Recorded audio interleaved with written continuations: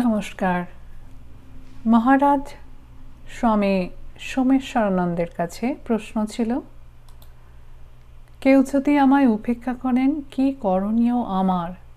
মহারাজ আমাদের উত্তরে বলছেন, প্রথমে নিজের দুঃখ বা রাগকে সামলানো। তার জন্য করতে হবে 1, মনে মনে জপ করতে থাকুন 2-3 মিনিট। 2, দীর্ঘ শ্বাস নিন ও ছাড়ুন, এভাবে করে যান কিছুক্ষণ 2-3 মিনিট। 3, এবার মনকে দেখার চেষ্টা করুন, মনের অবস্থা ঠিক কী, কোনো ভাব ব্র্যাকেটে ফিলিং রয়েছে কি, শুধু অনুভব করুন 2-3 মিনিট। এতেই মন অনেকটা শান্ত হয়ে যাবে। যিনি আপনাকে উপেক্ষা করছেন তিনি কি পরিবারেরই কেউ অথবা বাইরের কোনো ব্যক্তি? সংসারের কেউ হলে আপনি বিশেষ চিন্তা করবেন না, কারণ পরিবারের সকলেই একে অন্যের উপর নির্ভরশীল। অতএব কথা না বলে বেশি দিন থাকা যায় না। কিছু পরে বা 2-1 দিন পরে তিনি নিজেই কথা বলবেন আপনার সাথে।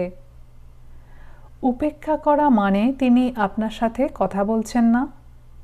তিনি কেন এমন করছেন সেটা বুঝুন। আপনার ব্যবহারে তিনি কি আহত, হার্ট, অথবা অপমান করতে চাইছেন আপনাকে? আপনি সরাসরি তার সাথে কথা বলে জানতে চান কিভাবে মতভেদ মিটিয়ে নেওয়া যায়, সেটা ভাবুন। দেখুন আপনি নিজেই সমাধান করতে পারেন কিনা। আর তিনি কথা না বলতে চাইলে আপনি পরিবারের অন্য কারোর সাহায্য নিন, থার্ড পার্টির মাধ্যমে মেটাতে চেষ্টা করুন। তিনি যদি বাইরের ব্যক্তি হন, এভাবে সমাধানের চেষ্টা করুন, কিন্তু অপেক্ষা করুন কিছুদিন। ওই ব্যক্তি পরিবারের বা বাইরের হন, আপনি প্রথমেই পদক্ষেপ নিন সমাধানের জন্য। তবে ব্যর্থ হলে এ নিয়ে বেশি মাথা ঘামাবেন না, সময়ে সব ঠিক হয়ে যায়, মিটে যায়। কিন্তু একটা গুরুত্বপূর্ণ প্রশ্ন, কেউ উপেক্ষা করলে আপনার দুঃখ হয় কেন? আপনাকে কেউ স্বীকৃতি না দিলে কি এসে যায়? অন্যের স্বীকৃতি কেন চাইছেন?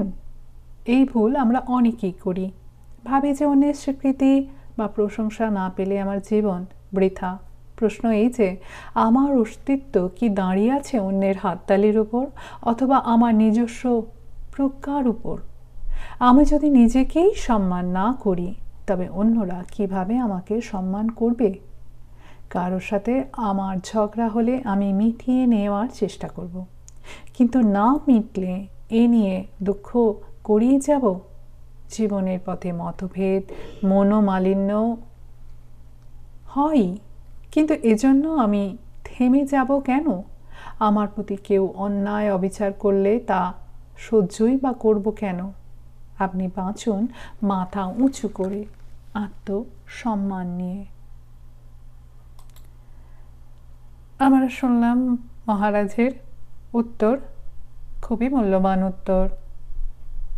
পূজনীয় মহারাজের চরণে আমাদের সকলের ভক্তিপূর্ণ প্রণাম জানাই। সকলে ভালো থাকুন, আনন্দে থাকুন। চ্যানেলটি ভালো লাগলে শেয়ার করুন, সাবস্ক্রাইব করুন। অনেক ধন্যবাদ।